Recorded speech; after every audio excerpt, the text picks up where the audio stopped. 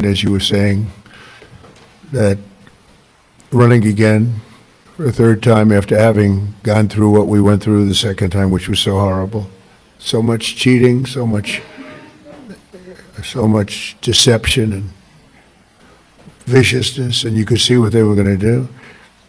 And I'm here now, and it's a much more powerful term than my second term would be, and much more powerful. And one of the reasons is everybody sees how bad they were. And I had to go through, and I still do, fake stories, fake polls. I had polls for the election that showed I was going to get swamped, and I won in a landslide. They were fake polls because polls are tough. When you get a fake poll, I get them today. I saw one today that I'm at 40%. 40%. I'm not at 40%. I'm at much higher than that. I mean, I'd love to run against anybody. The real polls say you kill everybody. It wouldn't even be close. But you go through the fake polls, you go through the fake stories. And I said, it was good because this is really a much more powerful term than I would have had if I had run, because it was just one of those things. There would be nothing to compare it to. And now they compare it to Biden and that horrible, horrible administration. And I mean it, it is more powerful, or military is much more powerful. We rebuilt it mostly in the first term. Then they gave away a chunk of it. And as much as it was, it's very small relatively, Tom. But we gave it to the Taliban. Just walked out. We could have taken it with us. They said, I think it's cheaper to leave the planes. Just put a little jet fuel and fly it to a neighbor or fly it right home. Sir, I think it's cheaper. I think we'll save money by leaving a $150 million jet on the runway. These people are crazy. But I said, and I've said to a lot of people, it's much better what happened. But not for you people, it's not. And then I go back and say, but I wish it didn't, because every one of your loved ones would be alive today. Everyone in this room, I think, maybe there's one where could have sneaked through during our term, but I don't think so. We had a very tough border. We solved it in 2016, and we had a very strong border. I would say nothing is as strong as what we have now, but we had a very strong border. We had a good border. We had a sane border. It was sane. And I say, I like this much better. Much more respect. You read about all these crazy shooters, but they only go after consequential presidents. They don't go after non-consequential presidents, If you take a look, Abraham Lincoln, some big one. John Kennedy, in a certain way, was very consequential. He represented something very important. He was there for 1,000 days, as you know, the book, 1,000 days, but he was consequential. There was a glamour, there was something good for our country, right? But they consequential, and I was told that. I saw that the other day. They said they only go after consequential. So maybe I want to be a little bit less consequential. Can we hold it back a little bit, please, Tom? Can we just, nice and easy? Let's be a normal president for a little while. Because we had the greatest first term, I think, of any president in history. A lot of people have said that. Even radical left people have said that. And so it's, but the one problem is that, and every time I say it, I go back to the one thing. I said, but we wouldn't have had 25 million people allowed to come into our country, totally unchecked, totally unvetted. And those are the people that destroyed your lives. They destroyed your lives. They wouldn't be there. So I always say I like it better, but there's one thing I don't like better, and that's what they did. Because I think that's the single biggest problem. He gave us inflation, highest inflation we've ever had. I solved that. Right now inflation's at a very low number. How about gasoline? I was in Iowa, $1.85 a gallon. I solved that. I did a great job with that. Prices are coming way down, and I'll get them down further. But, Christ, no matter. By the way, if I came up with a cure for cancer, they would say, he should have done it years ago. There's not a thing I can do where these people are going to give me credit, and that's okay, because we won in a landslide, so the people understand. People understand. But the one thing that I regret about the election and the process, because it's a much bigger, more important, you look at what we're doing throughout the world, we're respected like we've never been before.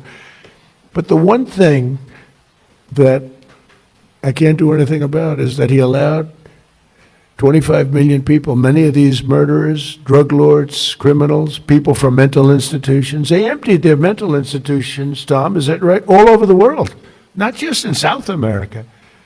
They emptied their jails, many of them from all over the world. Why? Why would we do this? And they walk in, nobody even asked for, like, do you have an identification? Do you have an ID? It's so crazy. You know, the mayor of New York, and he's a very nice person. I met him, but his ideology is not too good. But we're having a massive snowstorm right now. And I heard that he's asked people to come out and help shovel the snow. Okay, so you get a shovel and you start shoveling, right? What the hell, you're not gonna help too much, but you can help. And hello, darling, how are you? Noah, right behind you, look. My friend, right? Are you okay? Yes, you. Are you okay? Are you okay? Good. Good. Are your eyes okay? I gave her money to get her eyes fixed. A lot of money to get her eyes fixed. The doctor ripped me off, but that's okay. And when do you go?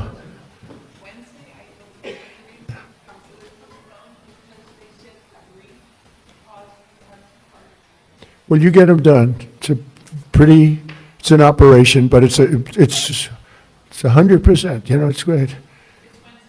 Good. You're going to have 20/20 vision. She's almost blind, cataracts. She's almost blind, and with one operation that'll take a very short period of time. Hope you have a good doctor. He's an expensive doctor, top of the line, right? But you know what? You're going to have 20/20 vision. Because I noticed you're wearing glasses. I saw you yesterday on television wearing glasses, and I said, well, but anyway. But, you know, speaking of your family, it would be a lot different right now, except for the election. So I always say, it's too bad that happened. And if I had it to do again, it's despite the tremendous job we're doing now, I wish it could have been the other way, because we wouldn't even be having this meeting right now. There'd be nobody. I wouldn't have gotten to know you. But it's gotten to know you under very bad circumstances, right? The worst circumstances. So, one of those things. But the thing I can't understand is why the press isn't more supportive. They're so dishonest. The stories, the polls, they polled you, they say, oh, the angel moms. I think the angel moms are the finest people I've met. I mean, the angel moms and families and dads. But these are unbelievable people. Why are they so angry with angel moms? They had their child killed. Stories that are so horrible I'm not going to mention. A couple of people are in the room. What they did with the child after they murdered the child. It's not even, and these people are actually on the side of the criminal. I don't get it, Tom. Someday you're going to explain it to me. But I don't think you can either. It's crazy. Laura Wilkerson is another American mom whose 18-year-old son, Joshua was horribly beaten, tortured, and murdered by an illegal alien who went totally crazy and just went to school. And I'd like to ask Laura to come up and say a few words about Joshua. Please, hi. Another one of my friends, one of my original friends, right? Thank you so much for having me today. My name is Laura Wilkerson, and I want to thank everybody for their help in gathering us here, the American Border Story and the White House, and all of your helpers. I thank you for that.